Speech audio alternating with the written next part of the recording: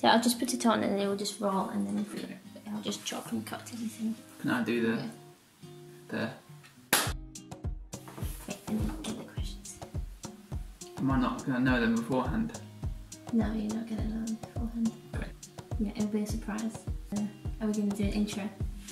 Do you want to do the intro? I don't know what to say. Well, you watched the videos. Hi, I'm Erica. I'm Mike.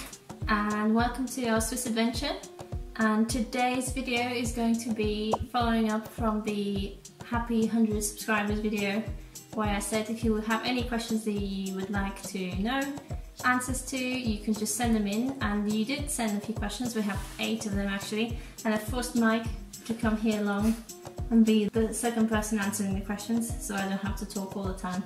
I've got all the questions on my phone, so I'll just be, well, on Mike's phone, I'll be referencing those, and then we'll just answer them as we feel and to the detail that we feel answering them to, if that makes any sense. So, the first question is, почему решили переехать в Швейцарию?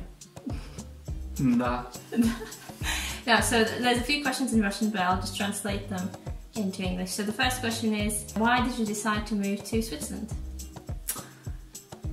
Shall I go first? Yeah, you can answer that. Well, I feel like you're responsible. Yeah, it's my fault. I was working, we were both working in Cambridge in the UK.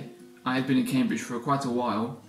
I did my degree there and did a PhD and then a postdoc after that. And I'd been there for almost 9 years in total, and I felt like I wanted to do something different. And throughout my time in Cambridge, I'd always been surrounded by people who had moved from a foreign country to the UK to work or to live or to whatever, including Erica. And I always thought that was a very brave thing to do, and I wanted to prove, if only to myself, that I could do the same thing, could go to a different country. So when I was looking for my next job, when my contract was ending in the UK, I wanted to have something that was at least not in the UK. So I was looking for places mainly in Europe really, and then a job opportunity came up here in Switzerland which sounded interesting. I applied, had an interview and got the offer, and then it just sort of, yeah, went from there. We weren't necessarily targeting Switzerland, it just happened that that was where this job was. Yeah, now we're here. So I know that some people that are watching these videos are planning specifically move to Switzerland for some sort of a reason of, oh, we want to live in Switzerland. We didn't really have that target in mind, it just happened to be this country. So I think we've answered that. Yeah. Well, you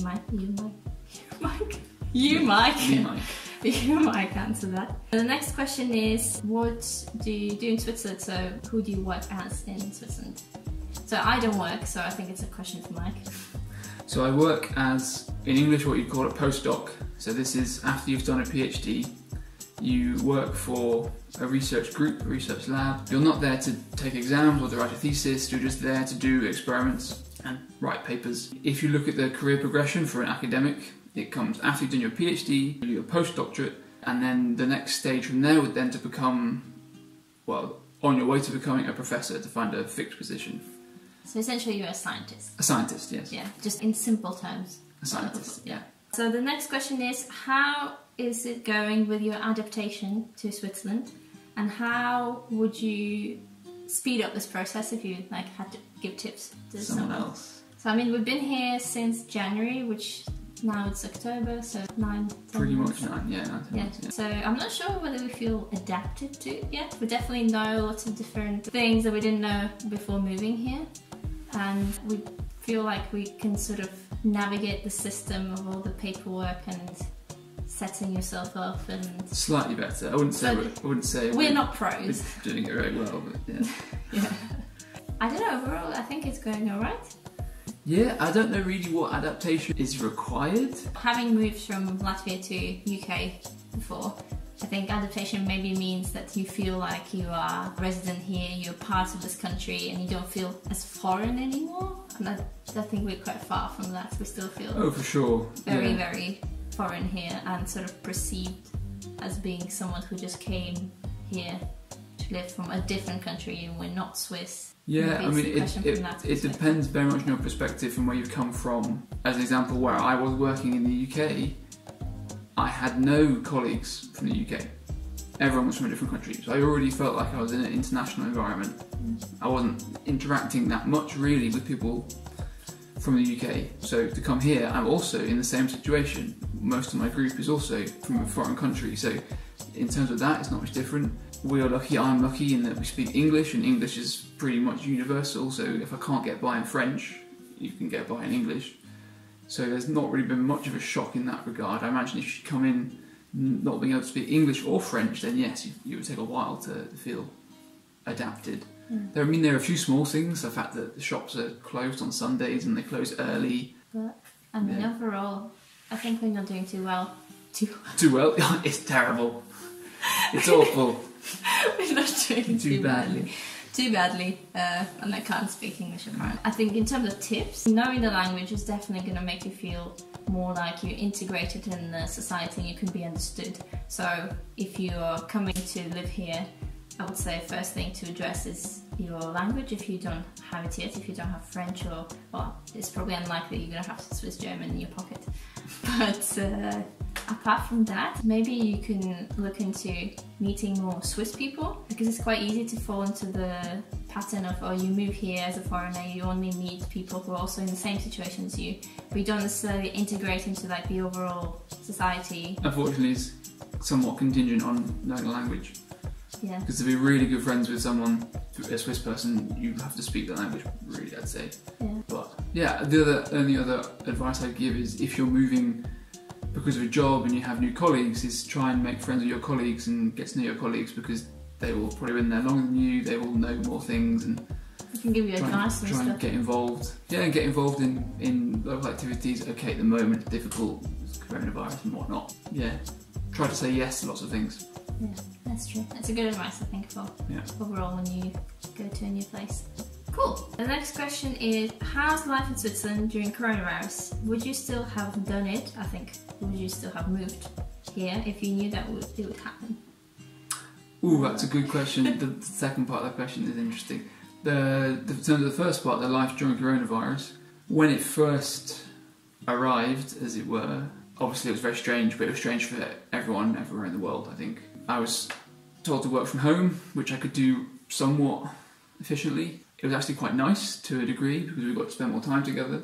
Yeah, we were outside a lot as well, because we were not restricted with sort of going out. That was very fortunate. There were some places in Europe where even your movement outside was restricted, but we were free to go outside to the woods as we wanted to, which was really nice. So actually it was, I'd say, quite low stress, probably lower stress than being at work actually. Having to work from home, much more flexible, more time together.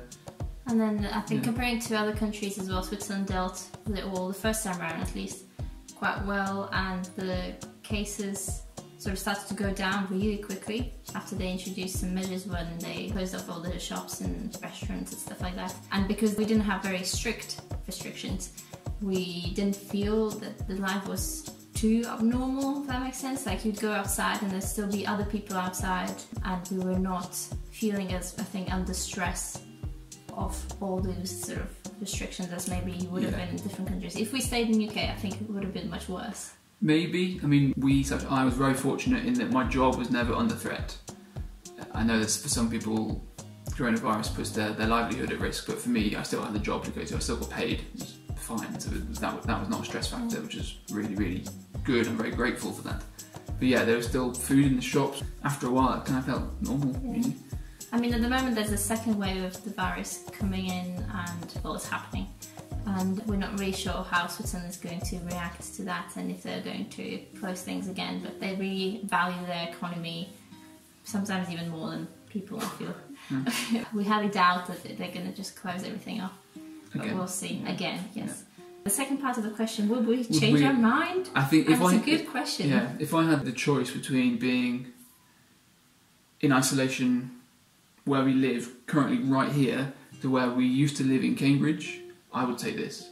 Yeah. Because within 5 minutes walk from here we have a beautiful lake, lovely view, you can walk up the hill to the forest. There's just more interesting things to do outside here than there were in Cambridge. That's from a recreational perspective. I mean, if we were back in the UK, you would probably still have a job. I don't know how that would have gone. Yeah, I mean, yeah, I would have had to work part from home, I think. Yeah, if your job would have been at risk because of the industry you were in. Yeah. Overall, the biggest impact that the coronavirus had on our time in Switzerland is that when we came here, we thought we were going to do all these things and go to all these places, and apparently there's loads of festivals that always happen, and obviously all the festivals had to be cancelled, and a lot of the things we were planning to do straight away didn't quite happen. We didn't really go anywhere because that wasn't like appropriate. I don't know how to say it, like though. It's like we would take all these things that we wanted to do were like taken away from us by the coronavirus. So we felt like we sort of lost quite a bit of time that we could have used doing all these exciting things and exploring stuff. So we feel like we need to sort of catch up. At least I feel like we need to like catch up on the things that we missed. Yeah, but I don't think that would have changed the decision had we known it was going to happen. Obviously difficult to say because you can't experience the alternative, but given how it's going currently right now, I'd much rather be in Switzerland than be in the UK. Yeah, definitely, yeah. Definitely. The only question mark is what's going to happen at Christmas? Are we going to go home? Can we go home? How's that going to work? Obviously if we're still in the UK it'd be less of an issue, but... No, we'll just have to wait and see. Yeah. But I think the answer is basically we wouldn't have changed anything. I don't think so. Okay, yeah, I agree.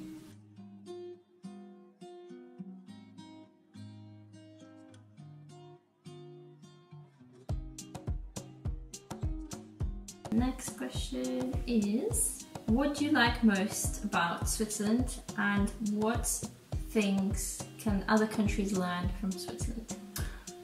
That's a good question. I mean, the favourite thing about Switzerland, I think, is one that I've already mentioned before, and it's quite an obvious one, is the nature, because it's really beautiful here. And everyone who lives in Switzerland really likes exploring nature, and it's just nice to see that everyone's always outdoors doing something, and it's a very big priority here, I think. It's not just about, you know, sitting at home on a sofa as your kind of time off.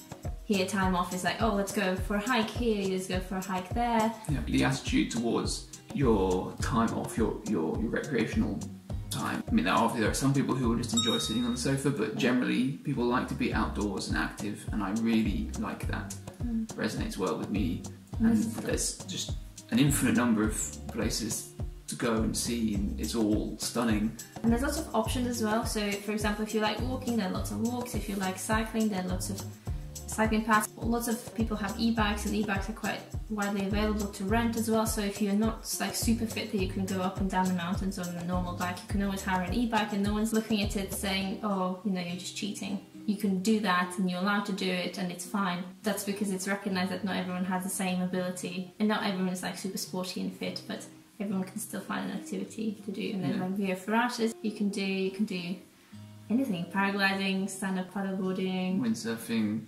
Yeah, and everything is easily available. And I think also the other thing is the transport.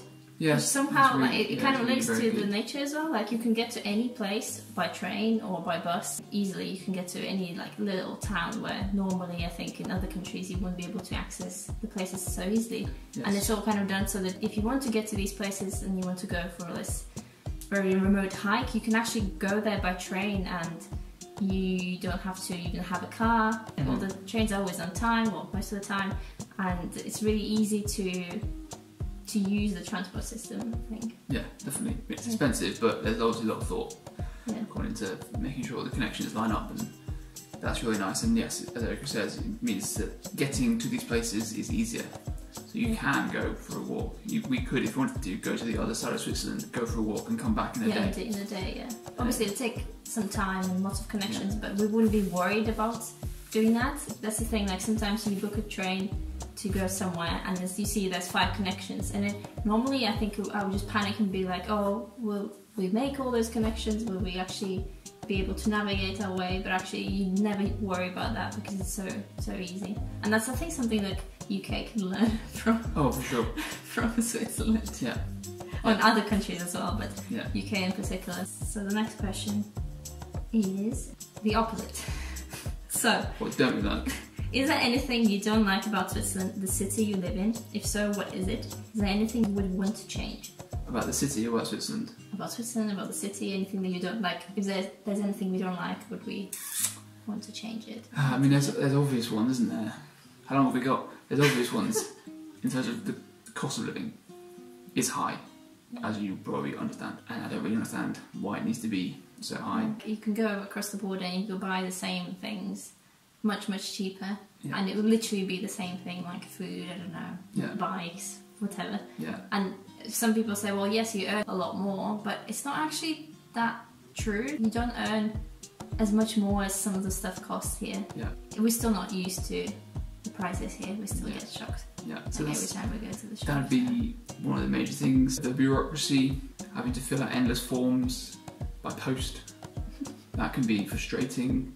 I had no doubt it's similar in other countries. Maybe it's similar in the UK, but I wasn't exposed to it because I was a citizen, so I don't know. But I mean, having moved to UK, I can say that in the UK, you're never questioned about anything. I didn't have to fill out any forms or anything like that. Obviously, I just moved from one EU country to another EU country, well, at the time.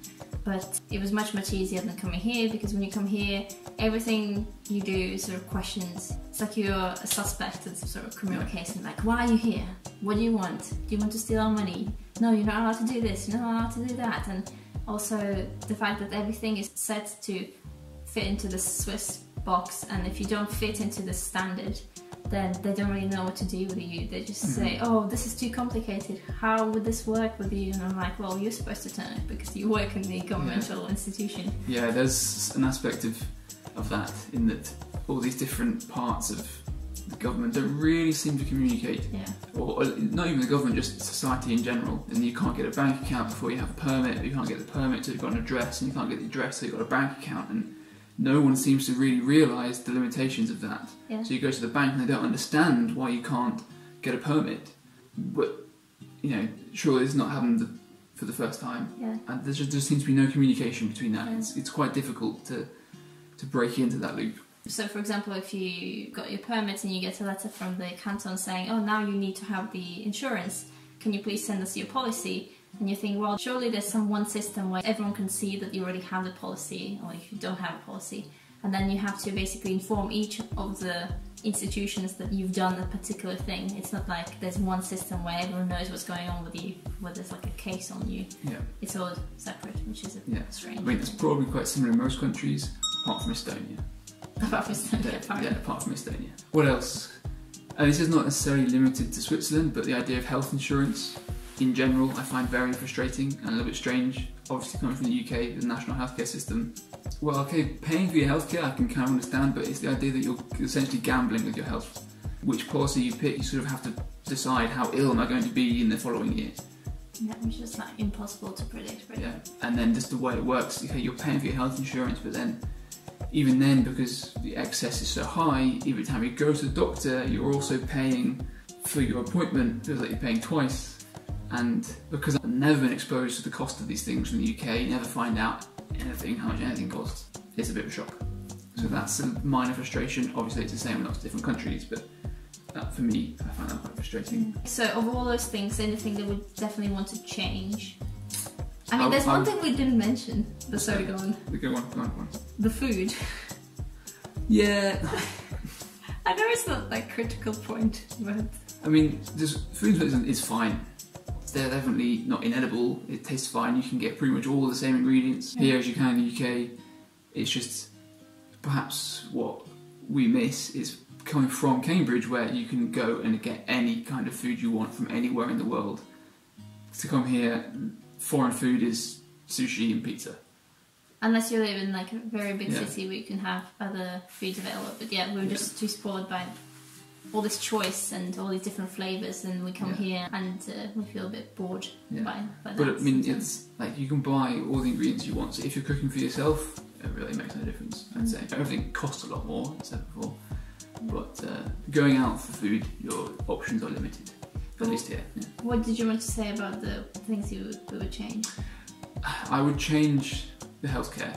I really find it frustrating having to make the decision, you know, is what I'm feeling bad enough to go to the doctor? Do I want to spend money on this treatment? It makes you question that. And as an example, calling out an ambulance costs a huge amount of money, hundreds of francs, to call an ambulance. So if you have an accident, there would be that moment of, shall I call an ambulance? But I think is it worth it? I think when you have an accident, you actually don't pay. I'm not sure if you pay for the ambulance, but in the normal case, say for example you're feeling unwell, you don't make a decision based on your health. You make a decision based on like, oh, how much is this going to cost? Or if you're told, oh, you need to get this particular scan or test, you think, okay, how much is that going to cost? And is it worth it? And is it worth it? Because if you don't have an insurance which has very low excess, then you're paying quite a lot up front. But also the question was about Neuchâtel. And I think, I mean, Neuchâtel is a bit small as a city, although I think they can still call themselves a city. I don't think there's anything about it that I strongly dislike. No, I like it. Apart from like, maybe it would be nice to have more restaurants of different cuisines, but apart from that, I don't think there's anything. No, I really like it. It's big enough to have most things that you'd want. Yeah, there's like the city centre where you go in and it feels like a city centre. Yeah, but then not too huge that you can't easily escape. Yeah, I really like it. And we live literally by the lake, like the whole city is by the lake, which means that you sort of feel connected with the nature as well, and then over the lake you have a beautiful view of the mountains. Yeah, it has like a good balance of different things, I would say. Yeah, I think it's great. Next question is, what are your favourite places in Switzerland? I mean, there's quite a lot. Neuchâtel is one of them, where we live. But in terms of other places that we visited, we went to visit the Aletsch Glacier. Which there's a new video for. I'll link it somewhere. Which was stunning, like beyond words. Just incredible. Absolutely incredible. Grindelwald, underneath the Eiger. That was spectacular. The Schinnensee is a beautiful mountain lake. It's very busy, but you can see why. It's very beautiful. At the moment, I think most of the places we have on like the best places we visited list are just the nature parts, because we haven't been exploring the cities as much yet. But I think as the weather's changing now, we'll see more of those. But I mean, you can just literally take a Swiss map and then you just point somewhere, and then it's guaranteed that it's going to be pretty, and then it can become your favourite place. Yeah, Lucerne, that was really beautiful. Lucerne is probably the best city. Yeah, you can't really go wrong. The last question is, do you use French on your daily basis, or do they understand English as well? So I think for those who haven't figured it out yet, we live in Neuchâtel, which is in the French-speaking part of Switzerland. So the main language for communication is French. Do you speak French every day? No. For me, no, I don't speak French every day. If you go into a shop, then yes, you'll speak French, but we don't go shop every day.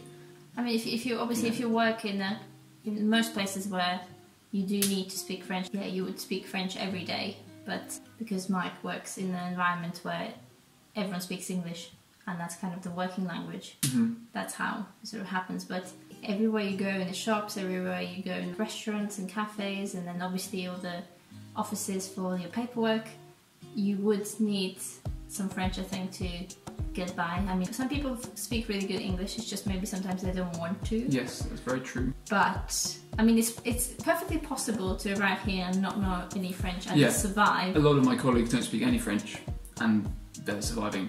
Yeah. Not a problem at all. I think you'll probably have a better time if you do speak some French, or at least try.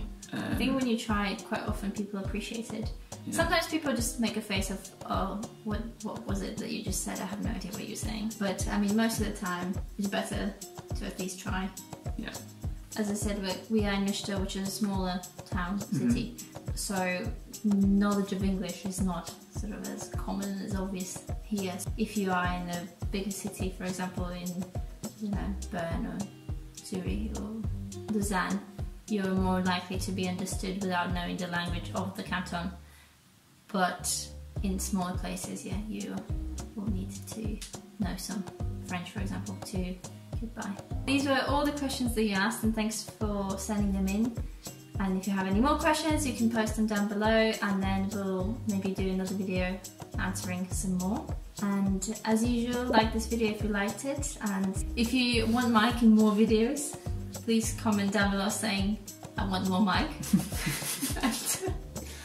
If you don't want more Mike, you can write I don't want Mike. Well. Yeah. Yes. And subscribe to our channel for more videos of how to move to Switzerland, how to survive here, of more videos about travels and You're trips. going to put like a big subscribe button in between my fingers. Yeah, you can put there. Yeah, Okay. the big button is going to go somewhere there. And then you put it on my face. Yeah. We have started a commute page. Yeah, if so hopefully we anyone's- can list all the walks and bike rides and stuff that we do. It's just an easy way to collect them all. So if Yeah. you're interested, you can... Yeah, Komoot is basically a website where you can plan your walks, plan your rides as well. Yeah. There's different activities you can do, Yeah. and you can search for hikes. So if you are watching one of our videos and you're thinking, oh, where is this? Can I do the same walk? I'll link all the different hikes and all the different video descriptions from now on, and you can find them there. And I think that's it. Thanks for watching. I'm not sure how long this video is going to be, and hopefully you're not falling asleep yet. That'll be a good bonus. Anyway, I think we'll just go and say goodbye and see you next time. Bye! Ciao!